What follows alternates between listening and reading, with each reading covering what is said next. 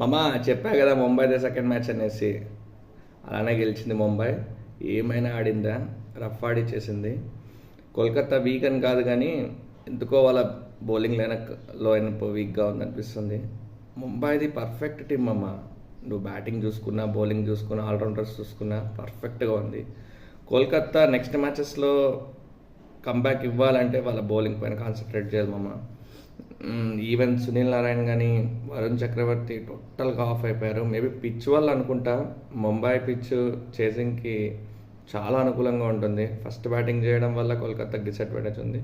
So ఏమాత్రం credits తీసుకోలేము వాళ్ళ నుంచి. సూపర్ బ్యాటింగ్ డిస్ప్లే ఫిన్ ఎలన్ కానీ, అజింక్య రహానే కానీ, ఈవెన్ రింకు సింగ్, రఘువంశీ ఎక్సలెంట్గా ఆడారు. మేబీ 20 runs షార్ట్ అనిపిస్తుంది నాకు. 240 అలాగైనా చేసింటే మేబీ ఛాన్స్ ఉండేది.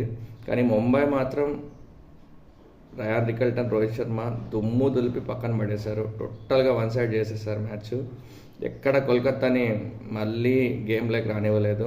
Super batting display Rohit Sharma ద్వారా, రయాన్ రికల్టన్ ద్వారా మళ్ళీ ప్రూవ్ చేశాడు. రోహిత్ శర్మ తన బ్యాటింగ్ స్కిల్స్ ఏంటి, తన పవర్ ఏంటి అనేసి. Okay, super.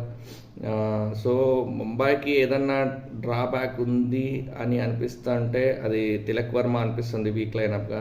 సో ఈ రీసెంట్గా మనం చూసుకున్నట్లయితే ఈవెన్ T20 వరల్డ్ కప్లో కూడా కొద్దిగా ఆఫ్గా కనిపించాడు తిలక్ వర్మ. సో దాన్ని కాన్సన్ట్రేట్ చేసుకుంటే ముంబైకి అసలు తిరుగులేదు.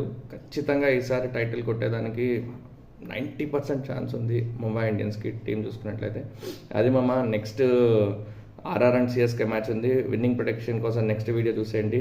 Signing off.